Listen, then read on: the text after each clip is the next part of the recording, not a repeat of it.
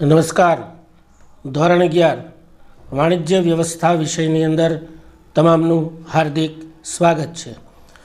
આગળના ચેપ્ટરોની અંદર આપણે વ્યવસ્થાઓ વિશેની સમજૂતીઓ જે છે એ આપણે મેળવી હતી, જેની અંદર ધંધાનું સ્વરૂપ, હેતુ અને માર્ગદર્શન, ધંધાકીય સેવાઓ 1, ધંધાકીય સેવાઓ 2, માહિતી સંચાર અને ઈ કોમર્સ અને આઉટસોર્સિંગ, ધંધાકીય સાહસના સ્વરૂપો 1, અને એની સાથે સાથે આપણે બેંકને બીજું લઈ અને ધંધાકીય સાહસના સ્વરૂપો 1ની અંદર આજે આપણે ચેપ્ટર નંબર 5ની અંદર આપણે આગળ ચાલવાનું છે, જેની અંદર ધંધા, બિઝનેસ આગળના ચેપ્ટરની અંદર જે આવી ગઈ હતી એના વિશે આપણે થોડી માહિતીઓ જે છે લેવાની છે. તે માટે આપણે થોડો મનુષ્ય જે છે એનો પાશ્ચાત્ય ઇતિહાસ જે છે એ આપણે જાણવો ખૂબ જ જરૂરી છે. આપણે જાણીએ છીએ કે મનુષ્ય જે છે એ આદિમાનવ જીવન જીવતો હતો. આદિમાનવ જીવન એટલે રખડતું ભટકતું જીવન પોતાની રીતે જીવતો હતો. પોતાની જરૂરિયાતો જે છે એ પોતાની મેળે પૂરી કરતો હતો.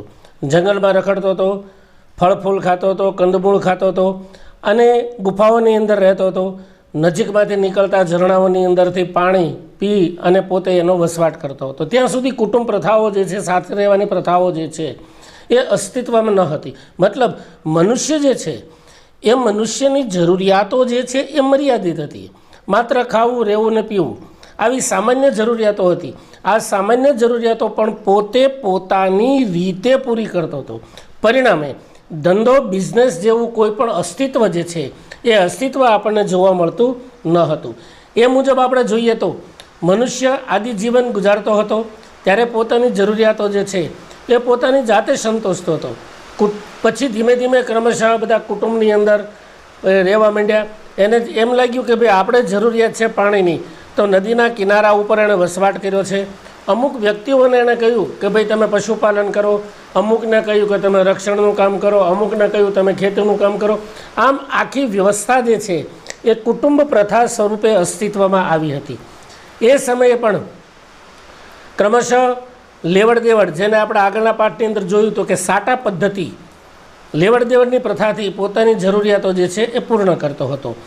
એની સાથે સાથે જોઈએ તો મનુષ્ય જે છે એને પોતાની જરૂરિયાતો જે છે એ પોતાની જરૂરિયાતો અમર્યાદિત બનવાથી વિનિમય પ્રથા, જેને આપણે શબ્દ કર્યો તો સાટા પદ્ધતિ, કે એક જણાની પાસે અનાજ છે, બીજાની પાસે હથિયાર છે તો અનાજ આપીને હથિયાર લેતો હતો. જેની પાસે હથિયાર છે એને ચંપલની જરૂરિયાત પડતી હતી તો એ ચંપલ લઈ આવતો અને હથિયાર આપતો હતો. આવી રીતે બધી સાટા પદ્ધતિઓ એકબીજાની સાથે અસ્તિત્વમાં હતી. પરંતુ ત્યાં આગળના પાઠોની અંદર આપણે જોયું કે ત્યાં મૂલ્યની મુશ્કેલીઓ હતી, સંગ્રહની મુશ્કેલીઓ હતી, આવી ઘણી બાબતો, જરૂરિયાતનો મેળ બેસાડવાની સૌથી પહેલાં મુશ્કેલીઓ હતી. તો એના માટે થઈને જે વિનિમય પ્રથા જે છે એ વિનિમય પ્રથા અસ્તિત્વમાં આવી હતી.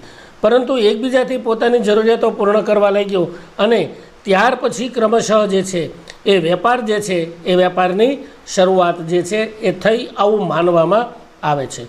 ત્યાંથી આપણે જો આગળ જઈએ અને જોઈએ તો સમય જતાં ક્રમશઃ સેવા, એટલે ત્યાં સુધી આપણી પાસે તમને અગાઉ પણ કહ્યું હતું કે સાટા પદ્ધતિ હતી. વસ્તુ સામે વસ્તુ, વસ્તુ સામે સેવાનો વિનિમય, લેવડ દેવડ જે છે થતી હતી. નાણાં જે છે એ નાણાં તે સમયે અસ્તિત્વમાં ન હતા, માત્ર સેવાઓ હતી. પરંતુ ક્રમશઃ રાજા રજવાડાઓ આવ્યા, પોતાના સિક્કાઓ કર્યા અને એ રીતે એક મૂલ્ય તરીકે નાણાં જે છે નાણાંનો સ્વીકાર થયો. અને એ પણ નાણાંનો જ્યારે સ્વીકાર થયો છે ત્યારે છીપલાઓ જે છે, કોડી જે છે, આવા કિંમતી પથ્થરો જે છે એનાથી બધી લેવડ દેવડ જે છે એ થતી હતી. અને સમય પ્રથાની અંદર આગળના વિડીયોની અંદર પણ તમને સમજાવ્યું છે કે નાણું જે છે, નાણું એ રીતે અસ્તિત્વની અંદર આવ્યું છે. નાણાંના પણ અગાઉ પણ તમને કહ્યા હતા પહેલાં વિડીયોની અંદર જ્યારે તમને સમજાવ્યું ત્યારે કે નાણાંના આમ જુઓ તો અલગ અલગ 3 પ્રકાર છે. આમ ઘણા પ્રકારો છે પણ મુખ્ય 3 પ્રકાર છે. એક છે ધાતુ નાણું, બીજું છે કાગદી નાણું અને ત્રીજું છે પ્લાસ્ટિક નાણું. ધાતુ નાણું એટલે એ સમયે જે સોના અને ચાંદીના સિક્કાઓ હતા અને અત્યારે જે લોખંડના સિક્કાઓ આવે છે, એલ્યુમિનિયમના જે સિક્કાઓ આવે છે, અમે તમારી જેવડા હતા ત્યારે પિત્તળના અને ત્રાંબાના સિક્કાઓ આવતા હતા, બરાબર. તો એ ધાતુ નાણું હતું. આ રૂપિયાની નોટો જે આવે છે કાગળની, એ કાગદી નાણું છે. અને હવે જે અસ્તિત્વમાં આવ્યું જે છે એ છે પ્લાસ્ટિક નાણું, એટીએમ કાર્ડ, ડેબિટ કાર્ડ, આ બધા જે છે એ બધા નાણાં જે છે અસ્તિત્વમાં આવ્યા છે અને સમય જતાં ધીમે ધીમે પોતાની જરૂરિયાતો અન્ય વ્યક્તિઓની પાસેથી એ ક્રમશઃ પૂરી કરતો ગયો હતો. તો આવી રીતે વેપાર જે છે એ વેપારની પ્રવૃત્તિ જે છે એ અસ્તિત્વમાં આવી છે એવું માનવામાં આવે છે. હવે આવી વેપારની પ્રવૃત્તિ જ્યારે અસ્તિત્વમાં આવી છે ત્યારે માલિકીનો પ્રશ્ન આવે છે કે કઈ માલિકી પ્રથા હોય. તો સૌથી પહેલાં એની અંદર આપણે આગળ જોઈએ તો કે સૌથી પહેલાં જે માલિકી પ્રથા જે અસ્તિત્વમાં આવી હતી એ છે આપણી પાસે વૈયક્તિક માલિકીની પ્રથા. આ પાઠની અંદર આપણે આ વસ્તુ જે છે એની સમજૂતી લેવાની છે. પરંતુ વેપારની પ્રવૃત્તિ અસ્તિત્વમાં આવી ત્યારે માલિકીના કેટલા પ્રકાર છે ક્રમશઃ જોવાના છે. તો પહેલો જે એની પ્રથા જે છે એ આપણી પાસે આવે છે વૈયક્તિક માલિકી પ્રથા. બીજું છે ભાગીદારી કુટુંબ જે છે, ભાગીદારી પ્રથા જે છે એ બીજો પ્રકાર છે. ત્રીજું જે અસ્તિત્વમાં આવ્યું જે છે એ આપણી પાસે છે હિન્દુ અવિભક્ત કુટુંબની પેઢી અથવા તો એની પ્રથા જે છે એ. ત્યાર પછી આપણી પાસે બીજી એની પછીનો પ્રકાર જે છે એ આપણી પાસે આવે છે સહકારી મંડળી. ત્યાર પછી છે જોઈન્ટ સ્ટોક કંપની જે છે. આ બધી બાબતો જે છે અસ્તિત્વમાં આવી છે. તો માલિકીના પ્રકારો કેટલા? આમ જુઓ તો 3: વૈયક્તિક માલિકી, ભાગીદારી પેઢી અને કંપની સ્વરૂપ. આગળ ઉપર જ્યારે 2ની અંદર જશું ત્યારે એની વિશે આપણી પાસે વિશેષ સમજૂતીઓ આવે છે. પરંતુ અહીંયા જ્યારે આપણી પાસે પાઠ આવે છે ત્યારે 44મા પાના ઉપર આપણને આટલી બાબતો જે છે એણે કહી છે કે વૈયક્તિક માલિકીની પ્રથા એટલે શું, ભાગીદારી પ્રથા એટલે શું, હિન્દુ અવિભક્ત કુટુંબ એટલે શું, સહકારી મંડળી એટલે શું, જોઈન્ટ સ્ટોક કંપની એટલે શું. ટૂંકમાં આટલી બાબતો જે છે એ બાબતો ધંધાકીય સ્વરૂપની અંદર આપણને જોવા મળે છે. ત્યાંથી આપણે આગળ જઈએ તો કે આ ચેપ્ટર જે છે આપણી પાસે જે છે એ આ ચેપ્ટરની અંદર 5મા ચેપ્ટરની અંદર આપણે વૈયક્તિક માલિકી, હિન્દુ વિભક્તની કુટુંબની પેઢી અને ભાગીદારી પેઢી જે છે એ ભાગીદારી પેઢીને સમજવાનો પ્રયત્ન જે છે કરવાનો છે. તો સૌથી પહેલો આપણી પાસે પ્રકાર આવ્યો તો વૈયક્તિક માલિકી. તો વૈયક્તિક માલિકી જે છે એટલે શું? હવે અહીંયાથી તમે થોડું ધ્યાન રાખજો. આગળના પાઠની અંદર પણ મેં તમને કહ્યું હતું કે આટલા પ્રશ્નો જે છે આવી રીતે પૂછાય છે. જ્યારે એકમ ટેસ્ટ તમે લીધી આપી હતી ત્યારે પણ તમને કહ્યું હતું એ સમય પહેલાં કે આટલું પૂછાશે અને એ જ પ્રશ્નો જે છે આવ્યા હતા. એટલે થોડું કેર રાખી અને આ બાબત સમજવાનો પ્રયત્ન કરજો. વૈયક્તિક માલિકી કોને કહેવામાં આવે છે? અલગ અલગ લેખકો છે એણે અલગ અલગ વ્યાખ્યાઓ જે છે એ અલગ અલગ વ્યાખ્યાઓ પોતપોતાની રીતે જે છે એ આપી અને સમજાવવાનો પ્રયત્ન કર્યો છે. જેની અંદરથી સામાન્ય બાબત જે છે વૈયક્તિક માલિકીની એ આપણે સમજવાનો પ્રયત્ન કરીએ. તો એ કઈ સામાન્ય બાબત છે? તો વૈયક્તિક માલિકીની પેઢી અથવા તો વૈયક્તિક માલિકી જે છે એ કોને કહેવામાં આવે છે? તો વૈયક્તિક માલિકી એને જ કહેવામાં આવે છે કે જેમાં એક જ વ્યક્તિ નાણાં કાઢે છે, એક જ વ્યક્તિ નાણાં કાઢે, પૈસા એક જ વ્યક્તિ કાઢે. પેઢીનું અથવા તો ધંધાનું સંચાલન જે છે એક જ વ્યક્તિ કરે છે. નફો કે નુકસાન એક જ વ્યક્તિ ભોગવે છે. ધંધા ઉપર અંકુશ જે છે એ અંકુશ એક જ વ્યક્તિનો હોય, પર પર્સન.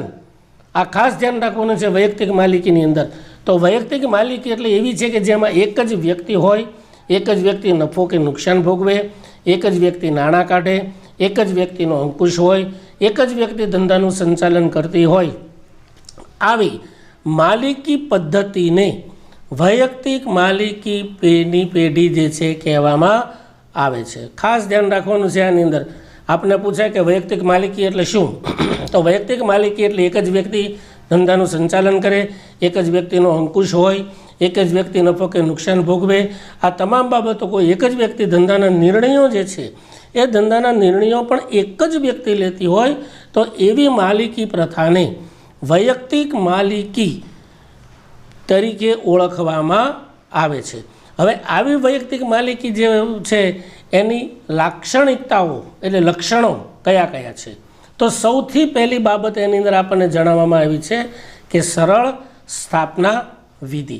સરળ સ્થાપના વિધિ એટલે શું?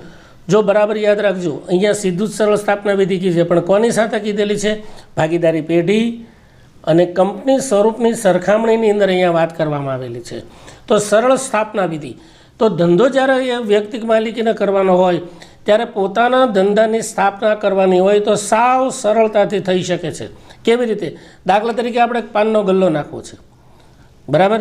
તો પાનનો ગલ્લો નાખવો હોય તો કંઈ ભાડે દુકાન લઈ લો, અથવા તો દુકાન લઈ આવી આપણે પોતાની હોય તો ત્યાં થોડું ઘણું ફર્નિચર કરીએ, થોડી ઘણી બધી બાબતો લાવીને મૂકી દઈને આપણે એને બેસીએ અને દુકાન ખોલીએ એટલે ચાલવા માંડે. એમાં કોઈ સરકારી નિયંત્રણો નથી, પરમિશન લેવાની જરૂર નથી. હા, ગેરકાયદેસર પ્રવૃત્તિનો ધંધો કરી શકાતો નથી. બ્યુટી પાર્લર આપણે ખોલવા છે તો ઘરની અંદર મોટો અરીસો, એકાદી ખુરશી, વાકાત્રા, દાંતિયા, કાતર બાતર લઈ આવીને તમે શરૂ કરી દો એટલે તમારો ધંધો જે છે શરૂ થઈ જાય છે. મતલબ કે વૈયક્તિક માલિકી જે છે એ તમારે કરવી હોય તો એની સ્થાપના વિધિ છે એ સરળ છે. ટીવી વેચવાનો અથવા ટીવી રિપેરિંગનો, રેડિયો રિપેરિંગનો તમારે બિઝનેસ કરવો છે, તમને થોડો ઘણો ખ્યાલ આવતો હોય, ગેરેજ કરવું છે તો એની અંદર આપણને જ્ઞાન હોય, તો એ રીતે આપણે આપણો ધંધો જે છે એ પોતાની રીતે શરૂ કરી શકીએ છીએ. કે મતલબ જે છે એ મતલબ એવો કહેવામાં આવે છે કે એની સ્થાપના વિધિ જે છે એ અન્ય જે કાયદાકીય આંટીઘૂંટીઓ હોય છે એવી આંટીઘૂંટીઓ આની અંદર ક્યાંય જોવા મળતી નથી. અન્ય જે માલિકીના સ્વરૂપો જે છે તેની કરતાં વૈયક્તિક માલિકીની પેઢી જે છે એની સ્થાપના વિધિ ધંધાની ખૂબ જ સરળ છે. ફરીવાર કહી દઉં, અહીંયા આવો પ્રશ્ન પૂછાય છે કે વૈયક્તિક માલિકી એટલે શું અને તેની લાક્ષણિકતાઓ વર્ણવો. તો આગળ તમને જે સમજાવ્યું એ વૈયક્તિક માલિકી જે છે એની સમજૂતી છે, ત્યાર પછી એની લાક્ષણિકતા જે છે આ પ્રશ્ન આવે છે. ત્યાર પછી બીજું આપણી પાસે આવે છે કે મૂડી. વૈયક્તિક માલિકીમાં માલિક પોતે જ મૂડી રોકે છે અને પોતાની મૂડી અપૂરતી જણાય તો પોતાના સગાવાલાઓ પાસેથી, અન્ય લોકોની પાસેથી, બેંકની પાસેથી મૂડી લાવીને ધંધો શરૂ કરી શકે છે. પરંતુ ભાગીદારી પેઢી અને કંપની સ્વરૂપ કરતાં વૈયક્તિક માલિકીની અંદર ઓછી મૂડીની જરૂર પડે છે, બરાબર? એટલે ઓછી એટલે કાંઈ 50,000 રૂપિયા લાવીને ધંધો શરૂ ન કરી શકાય. 5-10 લાખ રૂપિયા તમારી પાસે હોય તો તમે ધંધો જે છે વ્યવસ્થિત કરી શકો છો. પરંતુ કંપની શરૂ કરવી હોય તો 5-10 લાખ રૂપિયાથી તમે કરી શકતા નથી. એટલે કંપની સ્વરૂપ અને ભાગીદારીની સરખામણીએ અહીંયા જોઈએ તો વૈયક્તિક માલિકીની અંદર ઓછી મૂડીની જરૂરિયાત પડે છે. ત્યાર પછીનો આપણી પાસે ત્રીજી લાક્ષણિકતા જે છે એ વ્યવસ્થા શક્તિ તરીકે ઓળખવામાં આવે છે. વૈયક્તિક માલિક જે છે એ પોતે જ ધંધાનો વ્યવસ્થાપક હોય છે અને પોતે જ ખરીદી અને વેચાણ હિસાબની પદ્ધતિઓ જે છે આ તમામ બાબતો જે પોતાની રીતે જ રાખે છે. એટલે અન્ય કોઈ જાજી વ્યવસ્થાઓ જે છે એ માલિકે કરવી પડતી નથી. કુટુંબના સગા સંબંધીઓ જે છે એનો સહકાર લઈને અથવા તો કોઈ એકાદા પગારદારને રાખીને પણ એ ધંધાની વ્યવસ્થા જે છે કરી શકે છે. ત્યાર પછી છે કાર્ય સ્વતંત્રતા અથવા તો ઝડપી નિર્ણય જે છે. તો વૈયક્તિક માલિકીની અંદર અન્યની સરખામણીની અંદર મુક્ત વાતાવરણ હોય છે. એટલે જે કોઈ નિર્ણય લેવો હોય તે કોઈને પૂછવાની જરૂરિયાત રહેતી નથી. અન્ય કોઈ ભાગીદાર હોય, પેઢી હોય તો અન્ય કોઈને પૂછવું પડે છે. પરંતુ વૈયક્તિક માલિકીની અંદર અન્ય કોઈ નહીં, બને ત્યાં સુધી એમાં લેવાની જરૂરિયાત રહેતી નથી નિર્ણયની અંદર. તો એ કાર્ય ઝડપથી થાય છે અને નિર્ણયો જે છે એ પણ સ્વતંત્રતાથી અને ઝડપથી લઈ શકાય છે. પાંચમું આપણી પાસે આવે છે જવાબદારી. તો વૈયક્તિક માલિકની દેવું ચૂકવવાની જવાબદારી અમર્યાદિત હોય છે. અહીંયા ધ્યાન રાખજો, અમર્યાદિત શબ્દ આવ્યો છે, ખાસ ધ્યાન રાખવાનું છે કે કોઈ પણ વ્યક્તિની ઉપર જે જવાબદારી જે છે ને એ અમર્યાદિત હોય છે. ધંધાનું દેવું ચૂકતે કરવા માટે થઈને પણ પોતાની અંગત મિલકતો વેચવી પડે તો વેચીને પણ એ જવાબદારી પૂર્ણ કરવી પડે છે. તેને અમર્યાદિત જવાબદારી તરીકે ઓળખવામાં આવે છે. ખાસ ધ્યાન રાખજો, આ પ્રશ્ન પૂછાય છે. શું કીધું કે ભાઈ અમર્યાદિત જવાબદારી એટલે શું? અમર્યાદિત જવાબદારી એટલે શું? કે ધંધાનું દેવું ચૂકવવા માટે થઈને પોતાની અંગત મિલકતો વેચીને પણ એ દેવું ચૂકતે કરવું પડે છે. આવી જવાબદારી જે છે, આવી જવાબદારીને અમર્યાદિત જવાબદારી તરીકે ઓળખવામાં આવે છે. તો અહીંયા જે છે એ માલિક જે છે એની જવાબદારી જે છે એ અમર્યાદિત હોય છે. લેણદારો અને બધાની એને પૂરતું દેવું જે છે ચૂકતે કરી દેવું પડે છે. તો એ રીતે જોઈએ તો વૈયક્તિક માલિકી જે છે એની જવાબદારી જે છે એ અમર્યાદિત હોય છે.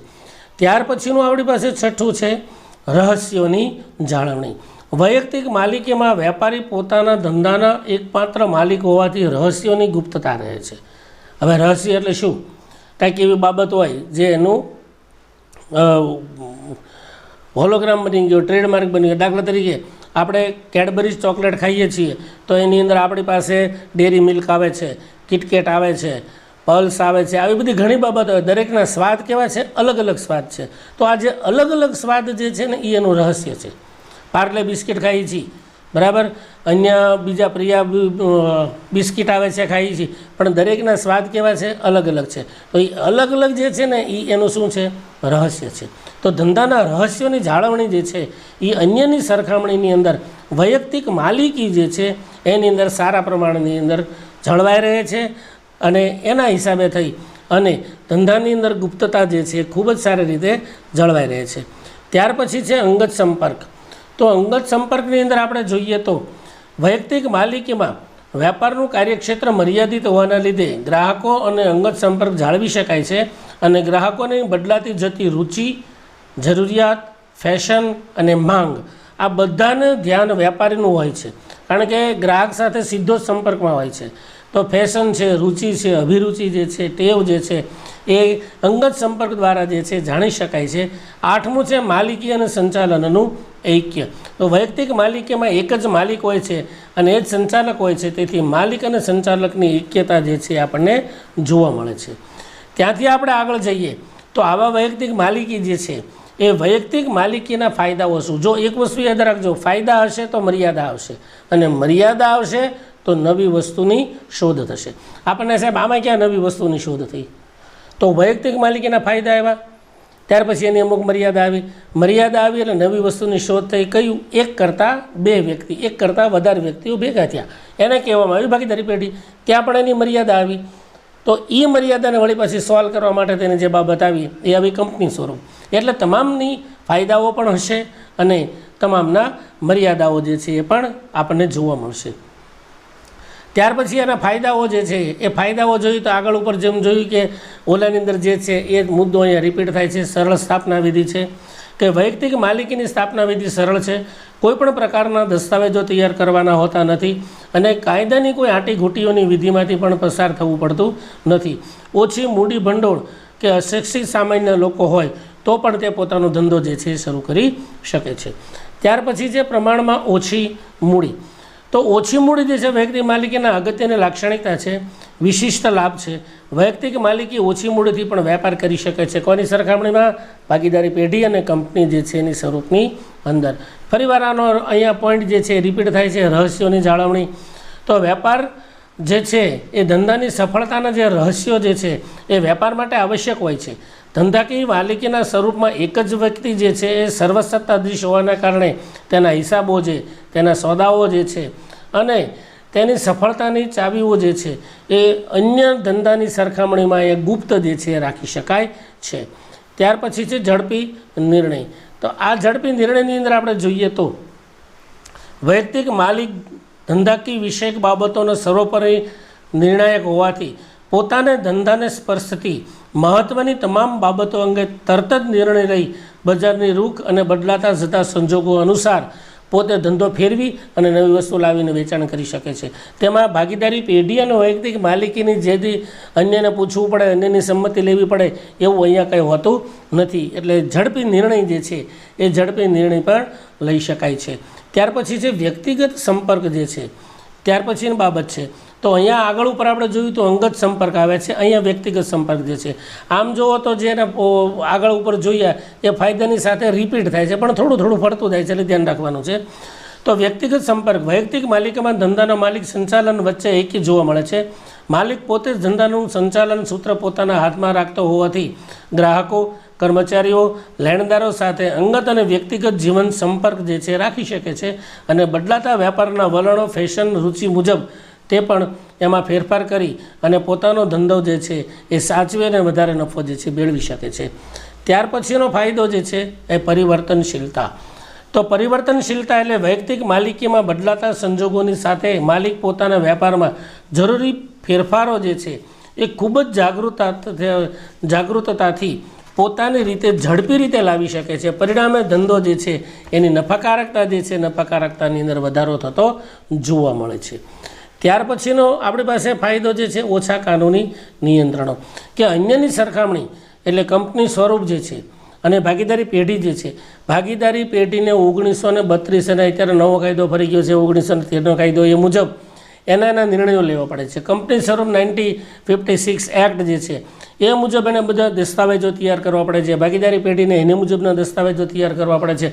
પરંતુ અહીંયા વૈયક્તિક માલિકીની અંદર આવા કોઈપણ પ્રકારના દસ્તાવેજો જે છે એ તૈયાર કરવાના હોતા નથી. એટલે કાનૂની રીતે તમે જુઓ તો એની અંદર કોઈપણ પ્રકારના નિર્ણયો જે છે એ લઈ શકવાના હોતા નથી. ત્યાર પછી આગળ બે તમને આપવામાં આવેલા છે 46 ઉપર કરવેરાનો ઓછો બોજ. એટલે વૈયક્તિક માલિકી જે ધંધાની આવક એ માલિકીની આવક ગણવામાં આવે છે. એટલે આવકવેરાનો દર જે છે એને લાગુ પડે છે, એટલે ઓછો કરવેરો હોય છે. અને પછી મેં તમને જેમ સમજાવ્યું તેમ ઓછા કાનૂની નિયંત્રણો હોય છે. તો એની અંદર તમને સમજાયું તે મુજબ ફરીવાર કે વ્યાપારી વ્યવસ્થાના અન્ય સ્વરૂપોની સરખામણીમાં વૈયક્તિક માલિકીની અંદર નિયંત્રણો ઓછા હોય છે. મૂડીમાં વધઘટ માટે કોઈની સંમતિ કે આવશ્યકતા હોતી નથી. ધંધાનું કદ મર્યાદિત હોવાથી કાનૂન નિયંત્રણો જે છે પણ અહીંયા ઓછા જોવા મળે છે. ત્યાર પછી એની બાબત આપણે આગળ ઉપર જોઈએ તો એની અંદર આપણે એના મર્યાદાઓ જે છે એ મર્યાદાઓ આવશે. અને એ મર્યાદાઓ આવ્યા પછી આપણે જોઈશું તો નવી વસ્તુની શોધ થશે અને કઈ જશે ભાગીદારી પેઢી. ભાગીદારી પેઢીની લાક્ષણિકતા આવશે, ભાગીદારી પેઢીના ફાયદા આવશે, ગેરફાયદાઓ આવશે, મર્યાદાઓ આવશે. પછી પાછું કંપની સ્વરૂપ આવશે. કંપની સ્વરૂપનું આખું ચેપ્ટર ખૂબ મોટું છે, બરાબર. પણ એક સ્ટેપ આપણે સમજતા જઈએ તો આપણને આગળ ઉપર પણ ખબર પડે. આશા છે કે ધંધાકીય સ્વરૂપની અંદર આજે આપણે વૈયક્તિક માલિકી કોને કહેવાય તેની આપણે સમજૂતી મળી હશે. તેના ફાયદાઓ અને એની લાક્ષણિકતાઓ લગભગ એક જ સરખી આવે છે એટલે આપણે ખ્યાલ આવી ગયો હશે. વૈયક્તિક માલિકી વિશે ફરીવાર કહી દઉં. એક જ વ્યક્તિ ધંધો શરૂ કરે, એક જ વ્યક્તિ નાણાં કાઢે, એક જ વ્યક્તિ નફો કે નુકસાન ભોગવે, એક જ વ્યક્તિનો અંકુશ હોય અને એક જ વ્યક્તિ તમામ સત્તાધીશ હોય તેવી માલિકી પ્રથાને વૈયક્તિક માલિકી પ્રથા કહેવામાં આવે છે. તેની મર્યાદાને ઉપરથી જોયા પછી બીજી પદ્ધતિ જે છે આવશે. બીજા લેક્ચરની અંદર આપણે મળીશું. ત્યાં સુધી મુકેશ રાવળને રજા આપશો. નમસ્કાર.